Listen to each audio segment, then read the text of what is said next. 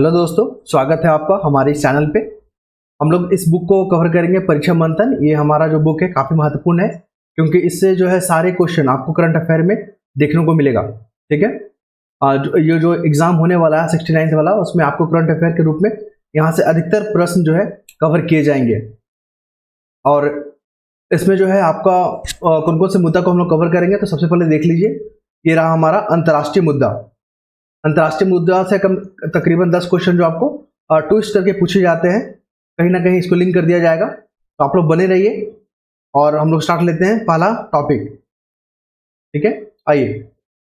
जैसे कि श्रीलंका में जल्द भारतीय रुपये में लेन देन। आप इस टॉपिक को, आप जो करंट अफेयर जब पढ़िएगा ना, तो इस लाइन को आप याद करने की कोशिश कीजिएगा और ज़्यादा से ज़्यादा दिनों तक अपने माइंड में रखने की कोशिश कीजिएगा पहला लाइन को, कि श्रीलंका में भारतीय रुपये को बढ़ावा देने के लिए जो है लेन देन किया जा रहा है।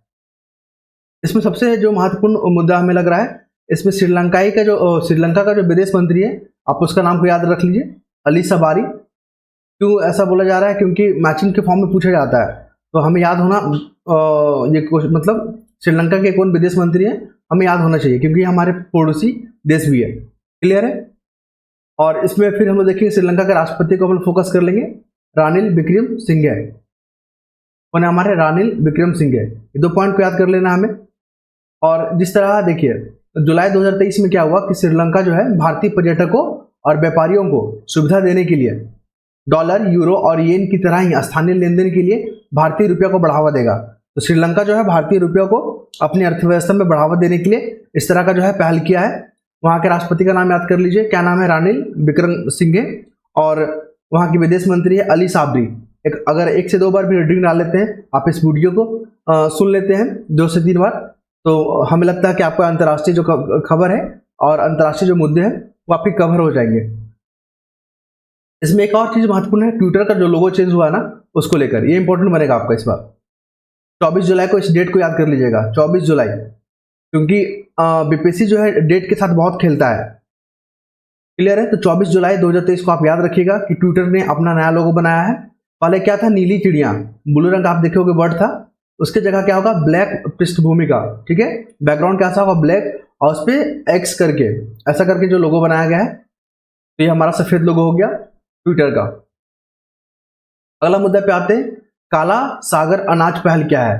दे देगा, काला सागर अनाज पहल चर्चा में क्यों है? ठीक है, ऐसा करके क्वेश्चन बनाता है, तो आप इसका टॉपिक को याद रखिएगा कि काला सागर अनाज पहल क्या है। तो हम लोग सबसे पहले यहाँ पे आते हैं। देखिए, ब्लैक सी ग्रेन पहल जो है दुनिया का ब्रेड बास्केट के रूसी गतिविधियों के कारण आपूर्ति श्रृंखला में जो व्यवधान से उत्पन्न जो खाद्य पदार्थों की बढ़ती कीमतों से निपटने का प्रयास है। कुल मिलाकर अगर सरल शब्दों में कहें तो रूस का जो एक्टिविटी होता है रूस के द्वारा, उससे क्या होता है? खाद्य आपूर्ति का जो चेन है उसको प्रभावित होता है, उसमें व्यवधान उत्पन्न होता है। उसी व्यवधान से क्या होता है कि खाद्य की कीमतों में बढ़ोतरी हो जाती है। उस खाद्य की कीमतों को कम करने के लिए, ठीक है, उसको नियंत्रित करने के लिए ये काला सागर अनाज पहल जो है शुरू किया गया है। क्लियर है? और ब्लैक सी जो है आपका देखने को मिलेगा वहां पे, रसिया और यूक्रेन का बॉर्डर शेयर करता है ब्लैक सी। अगला मुद्दा को देखेंगे हम लोग, एससीओ शिखर सम्मेलन 2023। इस बार का कितना हुआ? 23वां हुआ। याद रखिएगा 2023 का जो है 23वां। ठीक है, और भारत ने इसका लीड किया है, भारत ने इसका अध्यक्षता किया है। और इस बार जो है ईरान को ऑफिशियली जो है मेंबर बना दिया गया। अब कुल 9 सदस्य होंगे। क्लियर है? और 9 सदस्य कौन कौन सा है तो देख लीजिए। इसमें अब चीन हो गया है, Bharat, Iran, Kazakhstan, Kyrgyzstan, Pakistan, Tajikistan, Uzbekistan और रसिया भी इसमें। तो कुल मिलाकर 9 सदस्य। इस बार का थीम क्या है? तो सुरक्षित संघ सहयोग संगठन, मतलब एक सुरक्षित एससीओ की ओर। इस थीम को याद रखिएगा, क्वेश्चन पूछे जा सकते हैं। भारत की तरफ से जो एससीओ में सहयोग के लिए 5 नए स्तंभ या फोकस एरिया कौन कौन सा है? देखिए, क्योंकि बीपीएससी जो इस तरह का फोकस एरिया पूछता है कि भारत ने क्या क्या प्रयास किए हैं इस बार के सम्मेलन में, तो प्रशिक्षण और नवाचार पर जो है जोर दिया गया है, पारंपरिक औषधि पर जोर दिया गया है, युवा निजीकरण पर जोर दिया गया है, डिजिटल समावेशन पर फोकस किया गया है और साझा बौद्ध विरासत पर फोकस किया गया है। क्लियर है? तो आप इसको फिर से एक बार इसको हम रिपीट कर देते हैं। प्रशिक्षण, पारंपरिक औषधि, युवा निजीकरण, डिजिटल समावेशन, साझा बौद्ध विरासत। इसका स्थापना 2001 में हुआ था। क्लियर है? और ये राजनीतिक, आर्थिक और सैन्य संगठन भी है। अगला मुद्दे पे चलते हैं हम लोग, हरित हाइड्रोजन पर अंतर्राष्ट्रीय सम्मेलन। देखिए ग्रीन हाइड्रोजन जो है ना आपका नवीकरणीय ऊर्जा है, नवीकरणीय, और भारत सरकार द्वारा जो है नई दिल्ली में हरित हाइड्रोजन पर 3 दिन का जो है अंतर्राष्ट्रीय सम्मेलन आयोजित किया। ये इंपॉर्टेंट लाइन हो जाएगा, क्लियर है। तो क्वेश्चन पूछा जा सकता है कि जो ग्रीन हाइड्रोजन को लेकर जो 3 दिवसीय जो सम्मेलन हुआ था भारत की कौन सा जगह में हुआ था, जम्मू कश्मीर, लद्दाख, नई दिल्ली। तो ऑप्शन बनाए जाएंगे, तो नई दिल्ली इसका आंसर हो जाएगा, क्लियर है। अगले मुद्दे पे आते हैं। हाँ, एक हम लोग देख लेते हैं कि हाइड्रोजन क्या होता है। हरित हाइड्रोजन मतलब ग्रीन हाइड्रोजन क्या होता है। तो ये एक नवीकरणीय ऊर्जा है, जिसे कि सौर ऊर्जा के तहत या पवन ऊर्जा के माध्यम से या हाइड्रो पावर के माध्यम से या बायोगैस के माध्यम से, ठीक है, विद्युत का उपयोग करेंगे। अब विद्युत से ही हम लोग क्या करेंगे, जल के जो अणु होते हैं ना, जल का अणु क्या होता है H2O, जिससे हम लोग हाइड्रोजन को अलग कर लेंगे। इस तरह क्या होगा, हमारा ग्रीन हाइड्रोजन बन जाएगा। क्यों ग्रीन बोल रहे हैं, क्योंकि सौर जो ऊर्जा है हमारा ग्रीन है, पवन ऊर्जा हमारा ग्रीन है, हाइड्रो भी ग्रीन है, बायोमास भी ग्रीन है। एक यहाँ पे इंपॉर्टेंट बन रहा है कि 2030 तक प्रति वर्ष न्यूनतम 5 मिलियन मीट्रिक टन जो हाइड्रोजन, ग्रीन हाइड्रोजन का उत्पादन करने का लक्ष्य भारत का। अगला महत्वपूर्ण मुद्दा देखते हैं, पूर्वी एशिया सम्मेलन। कुल मिलाकर इसमें 18 कंट्री है, 10 गो एशियन कंट्री हो गया, आसियान जो होता है, और 8 जो है डायलॉग पार्टनर, हम लोग देख लेंगे उसको। और जुलाई 2023 में जो है भारत ने 13वें पूर्वी एशिया शिखर सम्मेलन के विदेशी मंत्रियों की बैठक में भाग लिया, क्लियर है। और इसको देख लेते हैं कि पूर्वी एशिया शिखर सम्मेलन जो है स्थापना 2005 में दक्षिण पूर्व एशिया देशों के संगठन के नेतृत्व में नेतृत्व वाली पहल के रूप में किया गया था। 2005 याद रखिएगा डेट को। और हम लोग देख लेते हैं इसमें 18 सदस्य कौन कौन है। और सबसे पहला जो हुआ था आपका सम्मेलन वो मलेशिया में हुआ था, ठीक है, पूर्वी शिखर सम्मेलन का। और इस बार का कितना शिखर सम्मेलन है, तो ये हमारा 13वां, इसको भी याद रखिएगा। फर्स्ट हमारा मलेशिया में हुआ था। अब 10 आसियान देश में ब्रुनेई, कंबोडिया के बाद क्या हो गया, इंडोनेशिया, लाओस, मलेशिया जो पहला कंट्री था वहां हुआ था, Myanmar, Philippines, Singapore, Thailand, Vietnam. और 8 जो संवाद भागीदार हैं कौन कौन सा, ऑस्ट्रेलिया, चाइना, अपना प्यारा भारत, जापान, न्यूजीलैंड, कोरिया गणराज्य, रशिया और संयुक्त राज्य अमेरिका। अब देखते हैं भारत यूएई स्थानीय मुद्रा निपटान प्रणाली। देखिए भारत और यूएई के बीच में ना काफी बेहतर संबंध होते जा रहे हैं, काफी जो है मधुर संबंध है। आइए देखते हैं जुलाई 2023 में क्या हुआ कि भारत और संयुक्त अरब अमीरात ने सीमा पार लेन देन के लिए जो है इंडियन रुपीज और संयुक्त अरब अमीरात दिरहम, इस दिरहम को याद रखिएगा, यूएई का क्या है, मनी है, तो उपयोग को बढ़ावा देने के लिए जो है स्थानीय मुद्रा निपटान प्रणाली स्थापित किया गया है। और इसमें देख लेते हैं इससे क्या फायदा होगा कि यहाँ पे जो निर्यातक हैं और जो आयातक है उनको संबंधित घरेलू मुद्राओं में भुगतान करने में सक्षम बनाएगा। और संयुक्त अरब अमीरात में जो भारतीय द्वारा जो पैसा भेजा जाता है इंडिया को अपने परिवार में, तो उसमें क्या है, लागत में कमी आएगा और निपटान समय में कमी आएगा। ये जो है काफी महत्वपूर्ण जो है मुद्दा है। अब थोड़ा देख लेते हैं आईआईटी दिल्ली परिसर। अब आईआईटी का जो ब्रांचेज है ना आपको यूएई में देखने को मिलेगा। इस दौरान अबू धाबी, इस डेट को याद रखिएगा कि आईआईटी दिल्ली परिसर की स्थापना की जाएगी। ये इंपॉर्टेंट है, इस बार क्वेश्चन में पूछा जा रहा है, आप इसको एकदम याद कर लीजिए एकदम, ठीक है, कि अबू धाबी में जो है आईआईटी दिल्ली परिसर का स्थापना किया जा रहा है। और ये कौन सा अभियान के तहत, तो आईआईटी गो ग्लोबल। ये भी पूछा जा सकता है कि चर्चा में रहा आईआईटी गो ग्लोबल क्या है। तो इसके द्वारा क्या हो रहा है कि भारतीय की जो आईआईटी है और दूसरे देशों में स्थापना किया जा रहा है, ताकि आईआईटी मद्रास जो जांजिबार है तंजानिया के बाद दूसरा अंतर्राष्ट्रीय आईआईटी परिसर होगा, तंजानिया के बाद। क्योंकि तंजानिया में आईआईटी मद्रास का ब्रांच खोला गया है, तंजानिया अब होगा अबू धाबी, यूएई में है। और इसका शुरुआत 2024 से हो जाएगा, जिसमें ऊर्जा एवं स्थिरता होगा, आर्टिफिशियल होगा, कंप्यूटर विज्ञान इंजीनियरिंग होगा, स्वास्थ्य सेवा होगा, गणित होगा, कंप्यूटिंग इंजीनियरिंग होगा, विज्ञान होगा, मानविकी, अन्य विषय जैसे पाठ्यक्रम शामिल होंगे, क्लियर है। ये था महत्वपूर्ण मुद्दा। अगला टॉपिक देखते हैं भारत और फ्रांस के बारे में।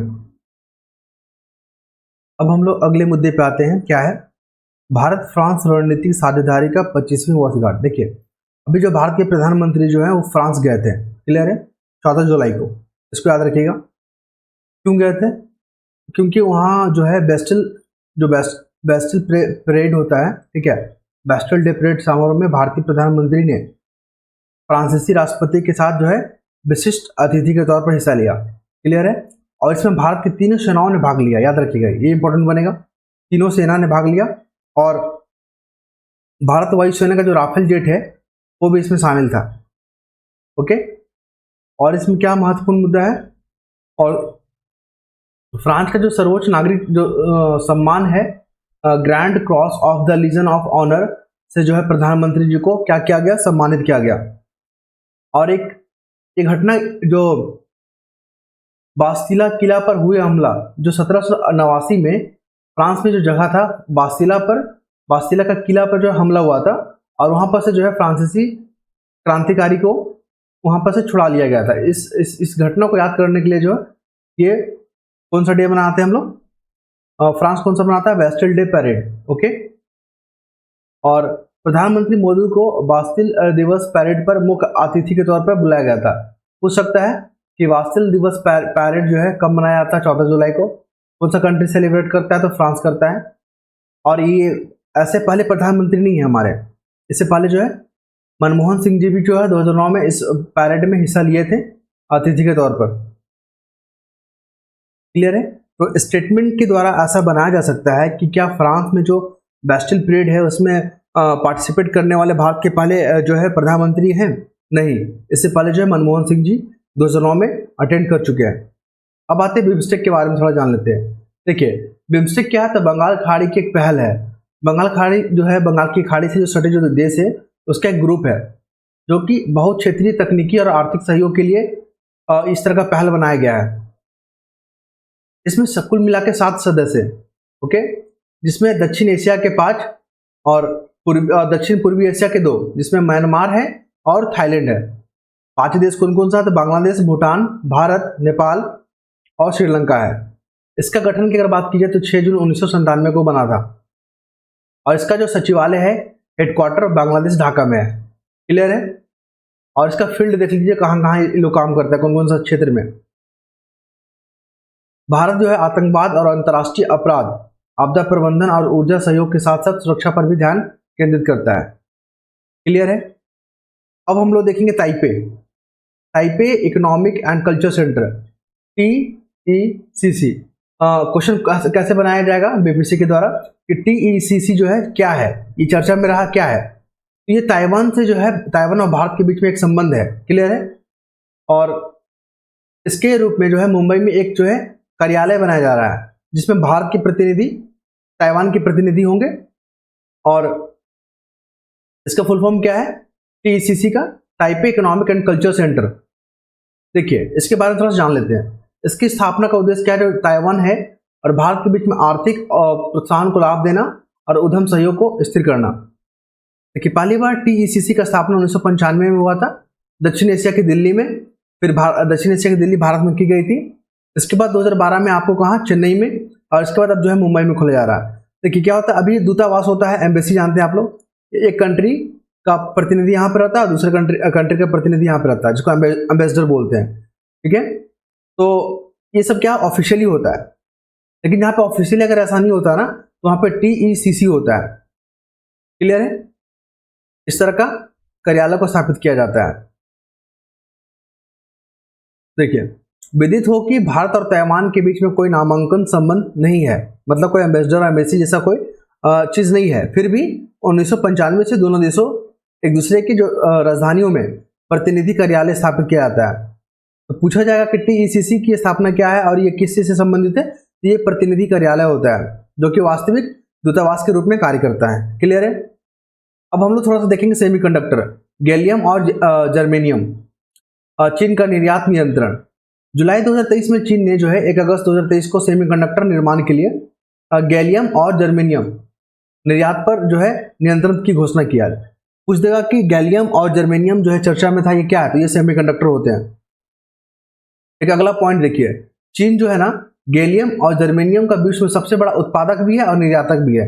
ये इंपॉर्टेंट बनेगा। और 2020 में चीन जो ने वैश्विक गैलियम उत्पादन 80% और जर्मेनियम का 60% जो है उत्पादन किया है।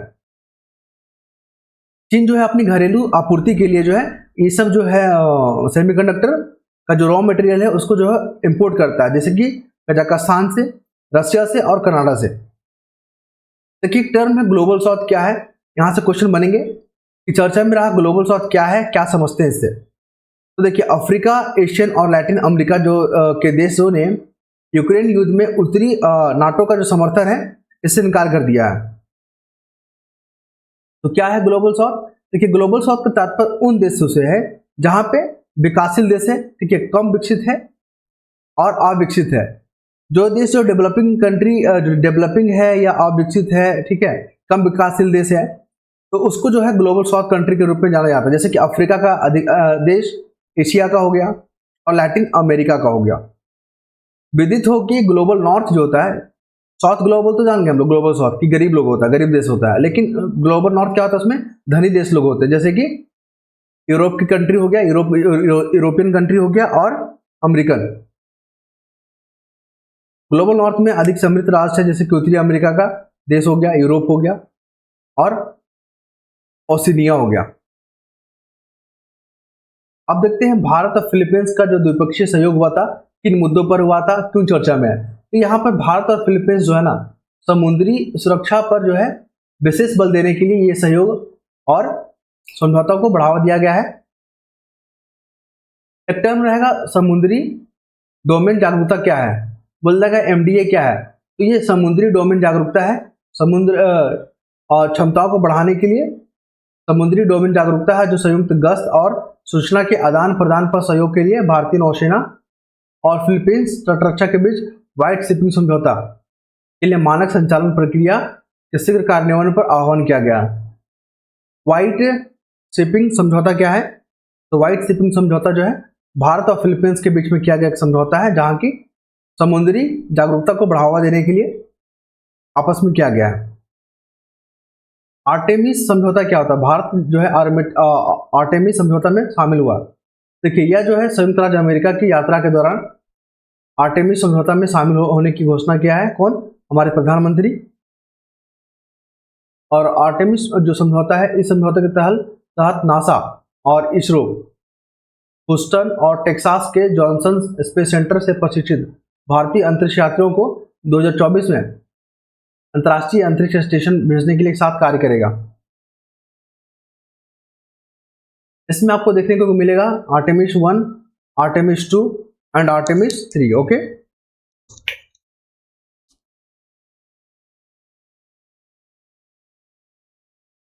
तो आर्टेमिस 2 एंड आर्टेमिस 3 भी क्या है? आपका अंतर्राष्ट्रीय जो है स्पेस एजेंसी वहां पर भेजने के लिए मनुष्य को या मानव को एक पहल है। इसमें ओरियन क्या है? तो ये आपका अंतरिक्ष यान है। ओरियन क्या है? अंतरिक्ष यान है। आप इस टर्म को याद रखिएगा, इस शब्दावलियों को पूछा जा सकता है। अगला मूव करेंगे हम लोग, भारत अफ्रीका साझेदारी उपलब्धियां और चुनौती रोडमैप। इस रिपोर्ट को किसने जारी किया है? तो विवेकानंद इंटरनेशनल फाउंडेशन के द्वारा जो है इस प्रकार का रिपोर्ट को जो है जारी किया गया, विवेकानंद इंटरनेशनल फाउंडेशन। और इस रिपोर्ट के अनुसार जो है कुल वैश्विक आबादी में लगभग 17% जनसंख्या जो है अफ्रीका का निवास करती है और 2050 में जो है 25% होने का अनुमान है। क्लियर है? और अफ्रीका का जो कंट्री इथियोपिया, सूडान और मध्य अफ्रीका गणराज्य, क्लियर है, इन देशों में जो है आपको विद्रोह देखने को मिलेगा, जातीय हिंसा देखने को मिलेगा और आतंकवाद से उत्पन्न चुनौतियों को देखने को मिलेगा। तो यूपीएससी में ये क्वेश्चन पूछा जाता है कि इथियोपिया, सूडान और मध्य अफ्रीका में जो है कॉमन चीज क्या है? तो वहां पे आपको विद्रोह, जातीय हिंसा और आतंकवाद जैसी चीजों देखने को मिलता है। ग्लोबल फूड रेगुलेटर समिट 2023 क्या है? तो ग्लोबल फूड रेगुलेटर समिट जो है हमेशा इटली के जो रोम है ना, रोम में आयोजित होता है, लेकिन ये पहली बार है जब इटली रोम से बाहर कहीं पर आयोजन हुआ है, वो भी दिल्ली में। और इस भारत इसका मेजबान कर रहा है। और किसके द्वारा ऑर्गेनाइज किया गया? तो FSSAI के द्वारा। इसमें केंद्रीय स्वास्थ्य और परिवार कल्याण मंत्री मनसुख मांडविया ने जो है इसका उद्घाटन किया है। क्लियर है? अब देखेंगे भारत और जापान के बीच कुछ समझौता हुआ है सेमीकंडक्टर को लेकर। तो भारत और जापान के बीच में जो है सेमीकंडक्टर आपूर्ति श्रृंखला साझेदारी के लिए सहयोग ज्ञापन पर हस्ताक्षर किए हैं, तो इसलिए जो महत्वपूर्ण आता है भारत और जापान। UAE को मनी लॉन्ड्रिंग पर एशिया प्रशांत समूह में पर्यवेक्षक का दर्जा दिया गया। साथ में कौन कौन है? और इसके साथ एक और है कजाकिस्तान। हाँ, यूएई के साथ कजाकिस्तान को पर्यवेक्षक का दर्जा दिया गया। आइए थोड़ा सा जान लेते हैं। हाल ही यूएई जो है दुनिया का सबसे बड़ा financial action task force style regional body Asia Pacific group of money laundering का जो है पर्यवेक्षक दर्जा पाने वाला पहला अरब देश बन गया, इसलिए महत्वपूर्ण हो जाएगा। और बैठक के दौरान यूएई और कजाकिस्तान को भी एपीजी पर्यवेक्षक के रूप में शामिल किया गया है। ओके, तो ये था महत्वपूर्ण। अगला मुद्दा हम लोग देखेंगे, पहला लॉन्च पैड स्थापित किया जाएगा कहाँ, उसको देखेंगे हम लोग। 29 जून 2023 को भारत के प्रौद्योगिकी उद्योग का जो प्रतिनिधित्व करता है कौन, नैस्कॉम, ठीक है। और ग्रेट मैनचेस्टर कहाँ है, यूके में। भारत के बीच नवाचार, निवेश और तकनीकी आदान प्रदान के लिए जो है यूनाइटेड किंगडम में पहला नैस्कॉम लॉन्च पैड स्थापित करने के लिए MIDS और MAG के साथ समझौता किया गया, तो ये महत्वपूर्ण बन जाएगा। ठीक है, इस समझौता के तहत क्या होगा, ग्रेट मैनचेस्टर यूके में ने अपनी उपस्थिति स्थापित करने की चाहत रखने वाली भारतीय तकनीकी कंपनी और छोटे और मध्यम आकार के उद्यमों को मैनचेस्टर हवाई अड्डे में परिसर के भीतर जो है 180 दिनों के लिए किराए मुक्त कार्यालय स्थापित करने का अवसर मिलेगा। क्लियर है। अगला देखते हैं, संयुक्त राज्य अमेरिका जो है ना 5 साल के बाद यूनेस्को में फिर से शामिल हो गया। क्लियर है। और 2017 में आपको पता ही है डोनाल्ड ट्रंप जो वहाँ के राष्ट्रपति थे, उन्होंने यूनेस्को से अलग होने का ऐलान किया था, अब शामिल हो गए 5 साल के बाद। अब क्या महत्वपूर्ण, हाँ देखिए, भारत ने जो है वियतनाम को, ये इंपॉर्टेंट बनेगा, भारत ने वियतनाम को स्वदेश निर्मित INS किरपान उपहार में दिया है। ये बन गया इंपॉर्टेंट, ये क्वेश्चन इस बार आ रहा है, आप इसे याद कर लीजिएगा। ठीक है, भारत ने वियतनाम को INS किरपान जो है दिया है। भारत अमेरिकी साझेदारी और पहल को देखते हैं। तो देखिए, अभी जो हाल में हमारे प्रधानमंत्री का जो दौरा हुआ था अमेरिका में, तो उनके बीच में समझौता हुआ। तो क्या क्या लेकर समझौता हुआ, किस मुद्दे को लेकर हुआ, माफ कीजिएगा, ओपन रैन सिस्टम को लेकर जो है समझौता हुआ है, आर्टेमिस को लेकर समझौता हुआ है, ISS जो है इंटरनेशनल स्पेस एजेंसी जो होता है, संयुक्त प्रयास के लिए समझौता हुआ है, और A415 जेट इंजन के लिए समझौता हुआ है। ये महत्वपूर्ण जो है एग्रीमेंट हुए हैं भारत और अमेरिका के बीच। और एक क्या है, रक्षा प्रौद्योगिकी पर संयुक्त नवाचार के लिए इंडस एक्स जो है उद्घाटन किया गया। पूछा जाएगा कि इंडस एक्स जो है किससे, कौन कौन कंट्री से संबंधित है, भारत और अमेरिका से। तो इंडस एक्स को ये इंपॉर्टेंट बनेगा। अभी GE एरोस्पेस और HAL भारत का जेट इंजन के उत्पादन के लिए सहयोग हुआ। ये जो अमेरिका के साथ जो हम लोग अभी अग्रीमेंट करके आए हैं, ठीक है, तो उसमें GE एरोस्पेस और HAL जो है जेट इंजन का निर्माण करेगा। अब देख ही रहे, इंडस एक्स हो गया जो नवाचार प्रौद्योगिकी को लेकर भारत और अमेरिका का हुआ है, और इसके तहत 99 इंजन जेट जो है बनाए जाएंगे। अगला प्रश्न देखते हैं हम लोग, अगला मुद्दा को देखेंगे, रूस में सैन्य विद्रोह हुआ। देखिए कि वेगनार ग्रुप जो है चर्चा में रहा। वेगनार ग्रुप क्या, एक प्राइवेट आर्मी है, इसका रूस का, रूस सरकार इसको समर्थन करती है, तो इसलिए जो है वेगनार ग्रुप जो है चर्चा में रहा है। देखिए, वेगनार आर्मी जो है रूसी सेना द्वारा समर्थित क्या है, एक प्राइवेट आर्मी है, जो कि 2013 में रूस की खुफिया एजेंसी में काम कर चुकी है, दामित्री उत्किन ने बनाया था। तो आप इसे याद रखिएगा कि वेगनार आर्मी जो है रूस से संबंधित है और रूस का जो प्राइवेट आर्मी है। अभी आप देखोगे यूक्रेन रिकवरी सम्मेलन जो हुआ है, कहाँ हुआ है, लंदन में, ये इंपॉर्टेंट बनेगा। इस कॉन्फ्रेंस को याद रखिएगा कि यूक्रेन रिकवरी जो है सम्मेलन कहाँ हुआ, लंदन में, और यूक्रेन में परिवर्तन और पुनर्निर्माण के लिए क्या है, समर्पित है।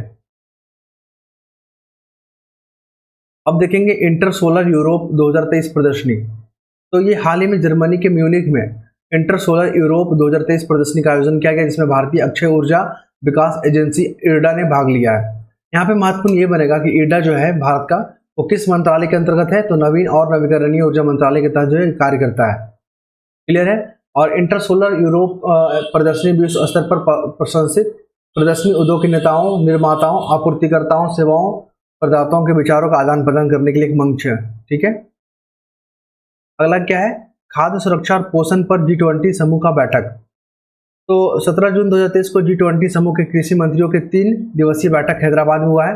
तो कृषि मंत्रियों का जो बैठक हुआ हैदराबाद में हुआ है, जिसमें G20 समूह के कृषि मंत्री सभी के लिए खाद्य सुरक्षा और पोषण के लिए सहमत हुए हैं।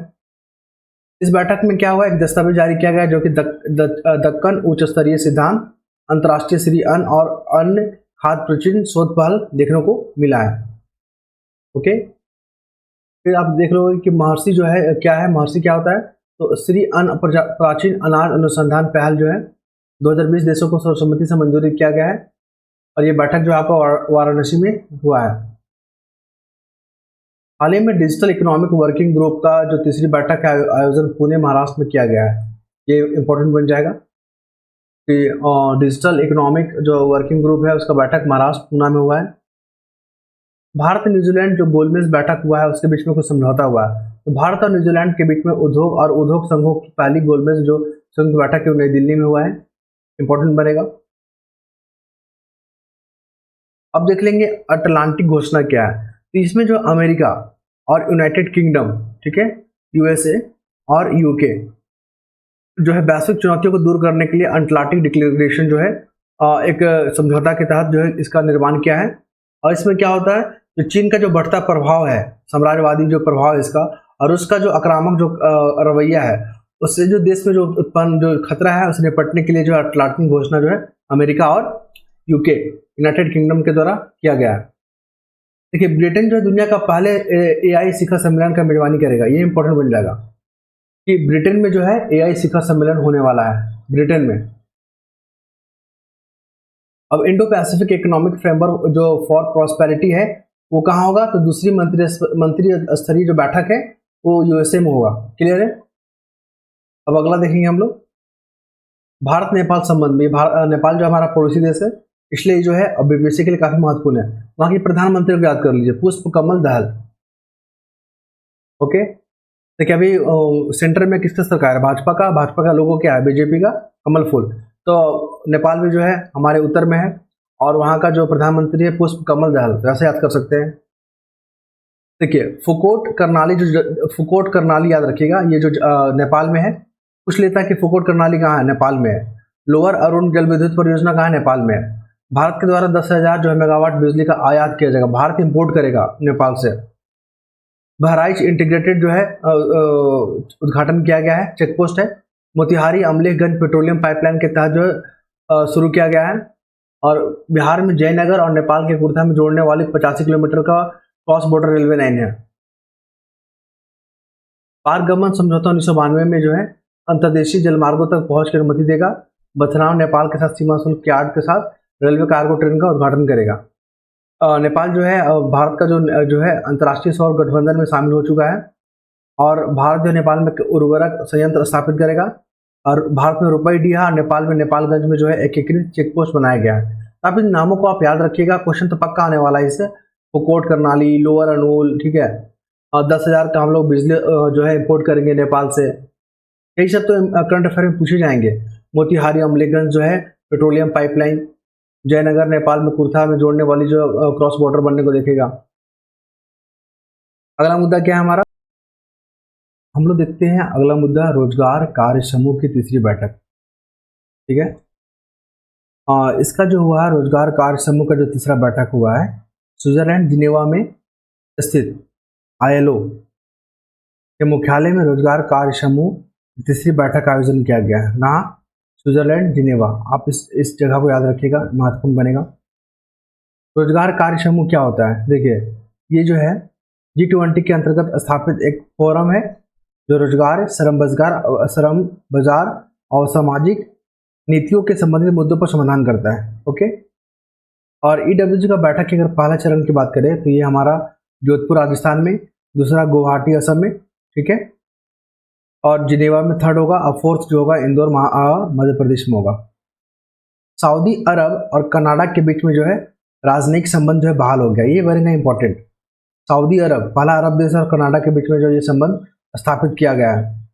हाल ही में बैंकॉक में आयोजित एशिया प्रशांत आर्थिक सहयोग, देखिए एशिया प्रशांत आर्थिक जो सहयोग है शिखर सम्मेलन कहाँ हुआ, बैंकॉक में। और वहाँ पे कनाडा के जो प्रधानमंत्री हैं जस्टिन ट्रूडो, और UAE का जो है सलमान, सऊदी अरब के जो हेड है सलमान ने एक विचार विमर्श के साथ दोनों देशों ने संबंध को बहाल कर लिया है।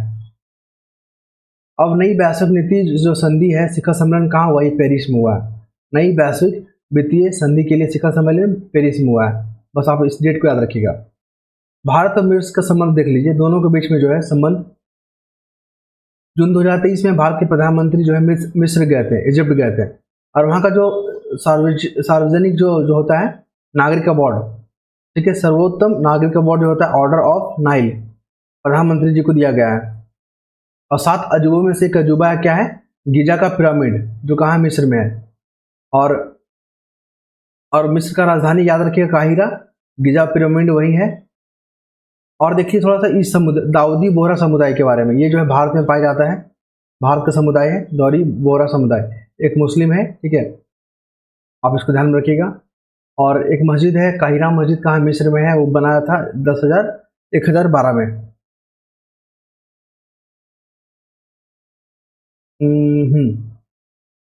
अब देखिए हम लोग और क्या देखें, हाँ, G20 का जो शिखर सम्मेलन हो रहा है ना भारत में, सितंबर में जो होगा ऑफिशियली मेन वाला, उसमें G20 को जो है अतिथि देश के रूप में नामित किया गया है।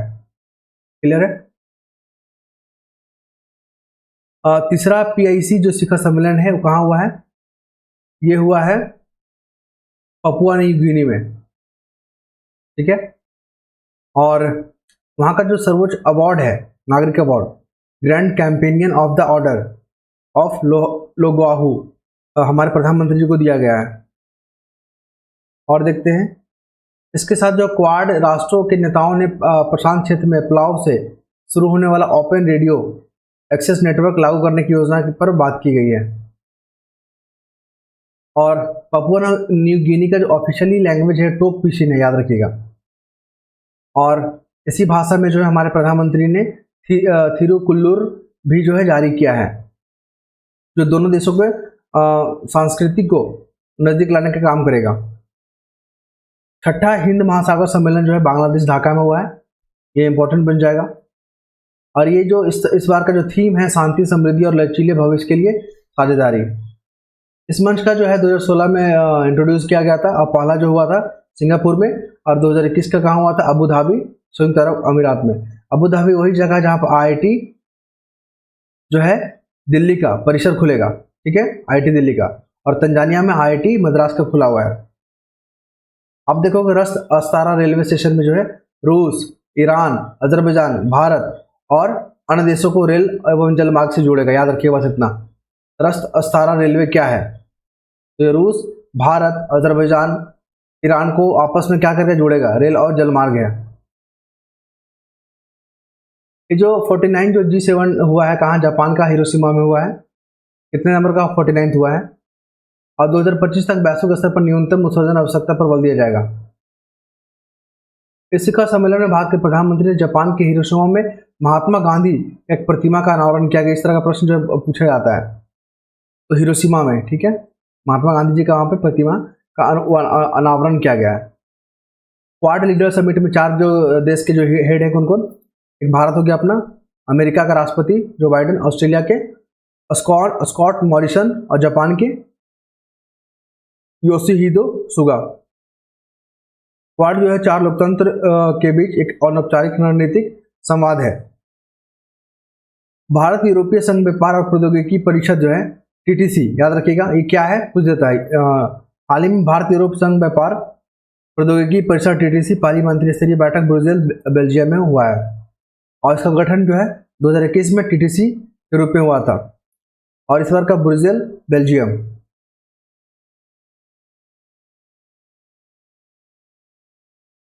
Bharat, America, UAE, Saudi Africa जो है बुनियादी ढांचा पर जो है एक पहल किया गया है। सऊदी अरब सरकार ने भारत, अमेरिका और संयुक्त अरब अमीरात के राष्ट्रीय सुरक्षा सलाहकारों ने एक विशेष बैठक हुआ है। इसमें 4 देश कौन कौन है, I2U2 में भारत, इजराइल, UAE और अमेरिका। इसे बेस्ट एशियन क्वाड के नाम से जाना जाता है, बेस्ट एशियन क्वाड। शराब पर चेतावनी, स्वास्थ्य चेतावनी लागू करने वाला पहला देश आयरलैंड है। भारत जो है बांग्लादेश को जो है 20 ब्रॉड गेज रेलवे इंजन देगा, ये डीजल से चलता है, ठीक है। और इससे क्या होगा, मैत्री संबंधों को बढ़ावा मिलेगा। अगला मुद्दा क्या है, अगला जो है इन करंट